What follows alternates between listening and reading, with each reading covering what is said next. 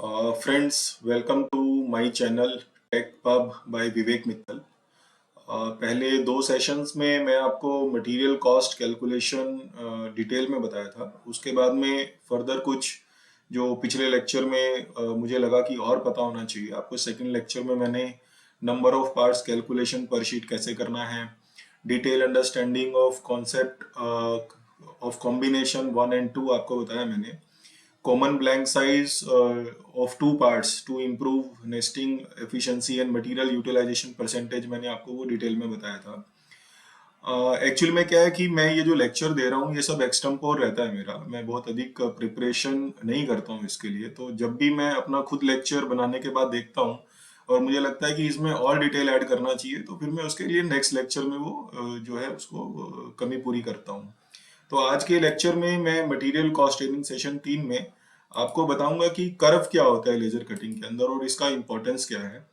Second, burning losses calculate करने में curve क्या रोल प्ले करता है, उसका बेसिकली क्या पर्पस है, और बेसिक लेजर मशीन दिखने में कैसी होती है, कैसे काम करती है, एक छोटा सा वीडियो दिखाऊंगा आपको।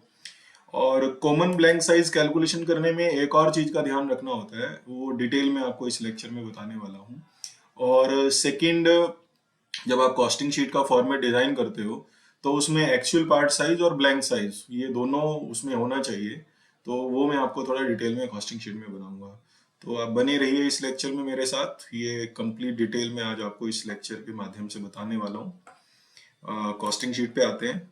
यहाँ पे ये वाले पार्ट को हमने लास्ट टाइम कॉस्टिंग के लिए लिया था। मैंने आपको बताया था कि इसका जो ब्लैंक साइज है, जैसे इसका हाइट प्लस ये लेंथ और ये हाइट, ये प्लस करके हम लोग ब्लैंक साइज निकाल सकते हैं।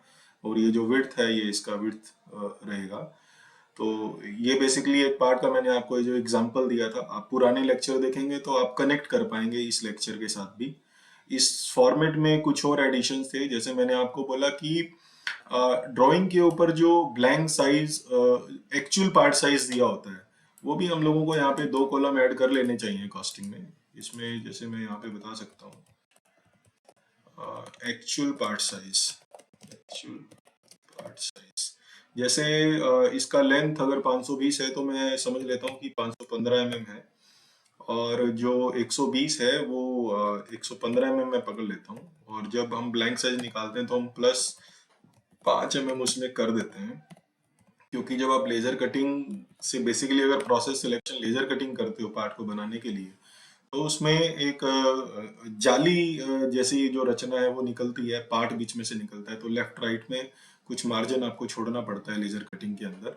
इसके लिए आपको ये एक्चुअल पार्ट साइज में ब्लैंक साइज बनाने के लिए कुछ मार्जिन ऐड करना पड़ता है। तो बेसिकली एक कॉन्सेप्ट ये मैंने आपको बताया। दूसरा, नंबर ऑफ पार्ट पर ब्लैंक अगर किसी केस में 2 आते हैं तो वो मैं आपको एक ड्रॉ करके बताता हूँ बेसिकली केस कैसे रहता है। हम लोग इंसर्ट में जाएंगे, यहाँ पे ड्राइंग, यस। तो जैसे मान लो मैंने ये शेप का ऑप्शन में जस्ट आपको एक्सप्लेन करने के लिए चूज करता हूँ, कोई रेक्टेंगल शेप लेता हूँ मैं। मान लो मैंने ये शेप लिया, और अभी हमारे पास गूगल शीट में ऑप्शन भी है कि हम इसमें रूलर भी सेट कर सकते हैं। तो मान लो मैं यहाँ से इसको सेट करता हूँ पार्ट को, हाँ ये मेरे पास पार्ट आ गया। अभी इसका मैं कॉपी क्रिएट करता हूँ जस्ट आपको एक्सप्लेन करने के लिए। ये यहाँ पे आ गया पार्ट,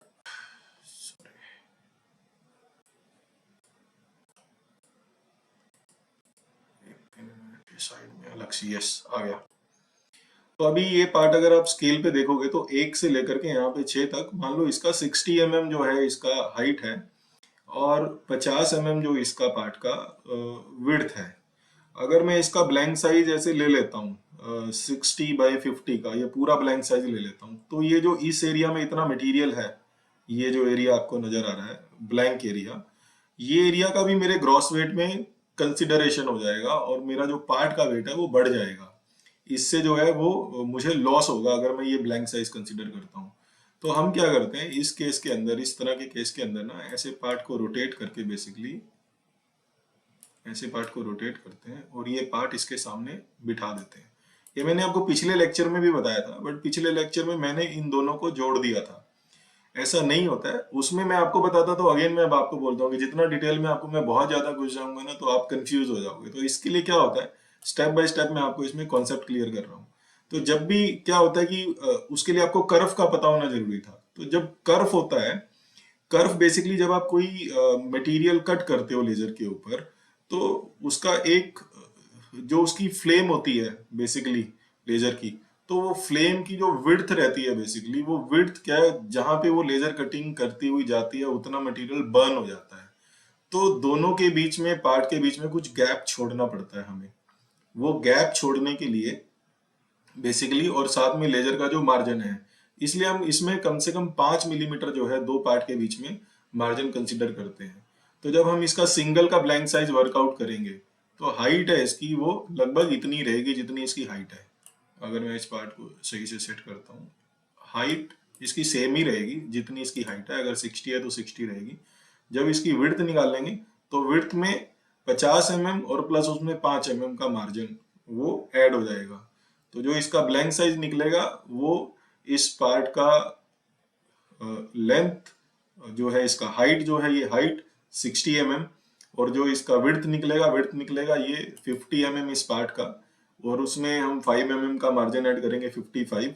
5 mm का लेजर का मार्जिन इस साइड में ऐड करेंगे, 5 mm का इस साइड में ऐड करेंगे, तो 60-65। तो इस पार्ट का ब्लैंक साइज क्या बन जाएगा।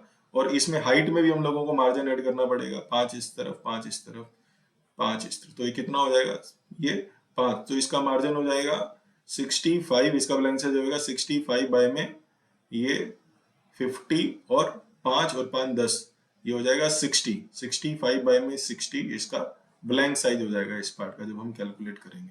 तो ये एक कॉन्सेप्ट था बेसिकली, जो मैं आपको एक्सप्लेन करना चाह रहा था इसके माध्यम से।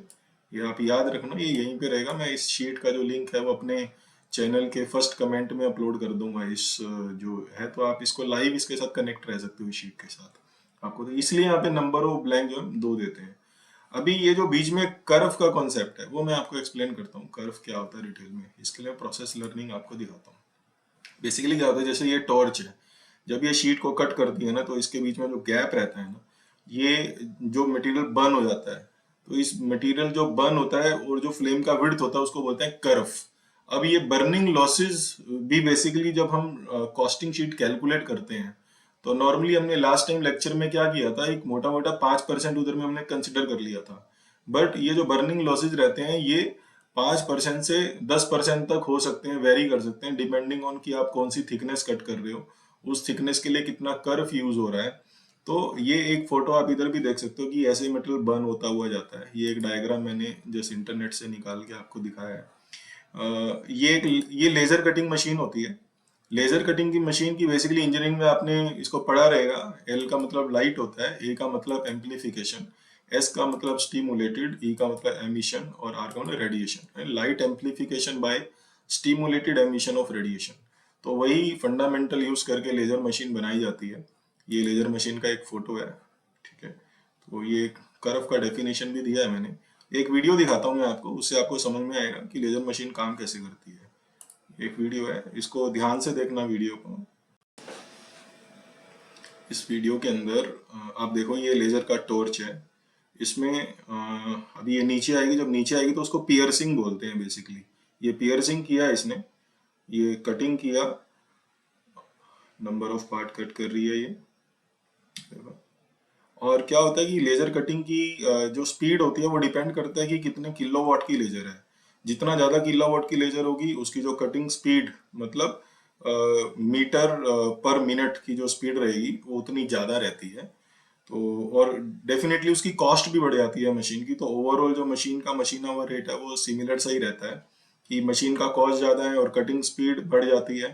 तो और मशीन का किलोवाट कम है तो उसकी कटिंग स्पीड कम हो जाती है। तो नेट सेल में खर्चा उतना ही रहता है। वो जब मैं आपको मशीन आवर रेट के कॉन्सेप्ट के बारे में बताऊंगा तब आपको समझ में आएगा।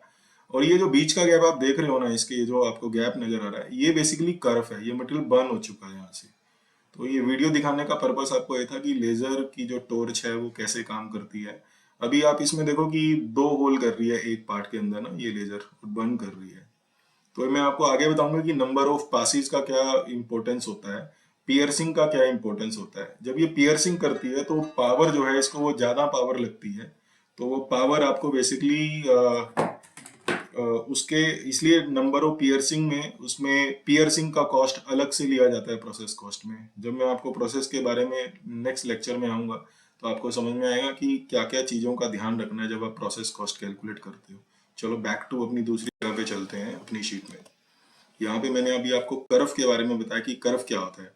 अभी कर्व का यूज करके बर्निंग लॉसेस कैसे कैलकुलेट करने हैं वो मैं आपको शीट में बताऊंगा।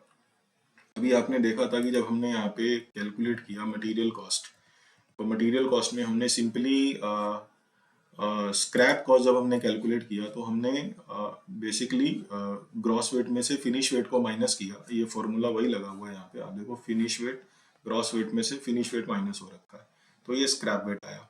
अब जब हम एक्चुअल में ये जो स्क्रैप वेट नहीं आएगा, जो बर्निंग लॉसेस हुए हैं वो बर्निंग लॉसेस हमारे इसमें से माइनस होते हैं। तो वो माइनस करने के लिए कैसे कैलकुलेट करना है, मोस्टली इंडस्ट्री में फंडामेंटल्स के ऊपर चलता है, 2% से लेकर के 5%, 7%, 10%, बट वो एक्चुअल में कैलकुलेशन कैसे होता है उसका कर्व का वो मैं आपको बताऊंगा। इधर मैंने ये डिटेल एक वर्किंग कुछ करके रखा है आपको फंडामेंटली क्लियर करने के लिए। जैसे 10 mm का अगर मैं शीट कट कर रहा हूँ तो उसके लिए जो कर्व का वैल्यू होता है 0.7 mm होता है, बेसिकली जो फ्लेम का विड्थ है। अब बर्निंग लेंथ, जितना मैंने बर्निंग लेंथ यहाँ पे पार्ट को बर्न किया, एक तरह से ये पेरीमीटर हो गया, ये जो पार्ट का पेरीमीटर है अगर मैं इसके ऊपर कटिंग कर रहा हूँ तो ये मेरे एक तरह से ये मेरा हो गया लेंथ, वेट कैलकुलेट करने के लिए ये मेरा हो गया burning length is my length, जो पार्ट का पेरीमीटर है। ये कर्व 0.7 ये एक तरह से उसका थिकनेस हो गया। जैसे हम वेट कैलकुलेट करते हैं ना, मैंने फॉर्मूला बताया था length width thickness into 7.85 divided by में 10 लाख, तो सेम फंडामेंटल हमें यहाँ यूज करना है। इस केस में अगर मुझे ये वाला ब्लैंक कट करना है मान लो, तो इसके लिए मेरा ये जो इस पार्ट का पूरा पेरीमीटर हो गया, ये सिंपल सा मैथमेटिक्स है। जो लोग जिनको मैथ थोड़ा बहुत समझ में आता है वो इसको फंडामेंटल को बहुत इजीली समझ जाएंगे। आपको थोड़ा सा इसमें डिटेल में घुसना पड़ेगा। जब ये जो मेरा पेरीमीटर है ये मेरा पूरा हो गया लेंथ, इस ये हो गया लेंथ। इसका जो पार्ट का जो थिकनेस है, बिकॉज इसको थिकनेस में कट करना है ना शीट को, पूरा डेप्थ तक जाता है, तो जितना थिकनेस है वो थिकनेस मेरा हो गया इसका वेट कैलकुलेट करने के लिए विड्थ। और जो पार्ट का जो कर्व है, जो लेजर के जो पैरामीटर है उसमें 0.7 mm, ये मेरा हो गया उसका थिकनेस बेसिकली। तो जब मैंने यहाँ पे फॉर्मूला लगाया लेंथ, अगर मैं F2 करता हूँ, इसमें मेरा जो लेंथ है 1280 इंटू फिर उसमें जो मेरा विड्थ आया 10 mm और जो मेरा कर्व आया देन डेंसिटी और डिवाइड बाय में 10 लाख। एक बार फिर से लगाता हूँ 10, 1, 2, 3, 4, 5, तो ये मेरा आया 0.07, 70 ग्राम मेरा वेट आया। और अगर मैं इसका परसेंटेज में कैलकुलेशन करता हूँ, जो मेरा स्क्रैप आया है 1 kg का 70 ग्राम, तो ये मेरा 7.11% जो मेरा बर्निंग लॉसेज आता है बेसिकली। तो अभी आपको समझ में आया होगा कि कर्व का क्या इंपॉर्टेंस है, और मोस्टली इंडस्ट्री के अंदर लोग इस इम्पोर्टेंट टर्म को कंसिडर ही नहीं करते हैं और कंटिन्यूसली लेजर कटिंग जब करते हैं, और अगर आप स्क्रैप में ये रिकवरी नहीं ले रहे हो तो आप इनडायरेक्ट लॉस क्रिएट कर रहे हो। तो ये एक बहुत इंपॉर्टेंट टर्म है समझने के लिए। आपको एक बार फिर से इस लेक्चर को अगर दोबारा से भी सुनना पड़े, कई बार सुनना पड़े, तो आप इसको सुनना, लेकिन इस टर्मिनोलॉजी का आपको क्लियर होना जरूरी है। तो इसलिए हम लोग क्या करते हैं, यहाँ पे जब बर्निंग लॉसेस कैलकुलेट करते हैं तो इसमें यहाँ पे पॉइंट जो है लेट से अगर 7% आ रहा है तो 0.93% मेरा रिकवरी आ जाता है स्क्रैप का एक्चुअल में। तो ये जब करेंगे तो आप देखो, जब ये रिकवरी नहीं लिया था तो मेरा मटेरियल कॉस्ट था 341, और जब मैंने रिकवरी लिया तो मेरा मटेरियल कॉस्ट 2 रुपए से इम्प्रूव हो गया। ये बेसिकली हम लोग एक्चुअलाइज कर रहे हैं इसको ना। तो ये आपको इसका समझ में आ गया कि मैंने अभी कॉमन ब्लैंक साइज कैलकुलेशन भी आपको समझा दिया है, लेजर कटिंग का वीडियो दिखाया, वो आपको बेसिक नॉलेज क्लियर हो गया। कर्व क्या होता है लेजर कटिंग के अंदर, बर्निंग लॉसेस परसेंटेज कैसे निकालना है, और एक्चुअल पार्ट साइज और ब्लैंक साइज इन कॉस्टिंग। तो ये बेसिक से पैरामीटर मैंने आज के इस लेक्चर में कवर किए हैं। इसके बाद में मुझे लगता है कर्व के बारे में आपको फिर से क्लियर कर देता हूँ। ये पार्ट के जो बर्निंग लॉसेज होते हैं शीट के बीच में, ये बेसिकली जो फ्लेम का विड्थ होता है वो उसका कर्व होता है। कर्व का वेट कैलकुलेट करने का तरीका आपको बताया है। उसका क्या इम्पोर्टेंस है, आपको सब बताया। अगर आपके माइंड में कोई अभी भी इसमें क्वेश्चन बचता है कि नहीं ये चीज़ और क्लियर करो, तो आप कमेंट बॉक्स में लिख सकते हो, मैं आपको क्लियर कर दूंगा। अगेन बने रहिए इस सीरीज़ के साथ में। अभी लगभग 10 बजने वाले हैं और ये वीडियो डालना था, बिकॉज कई दिनों से मैं कोई वीडियो डाल नहीं पाया था, कुछ मेरे ट्रैवल्स थे। तो आप आई फील कि आप इससे इंजॉय करोगे और इससे आपको सीखने को मिलेगा। तो थैंक यू। जय हिंद, जय भारत।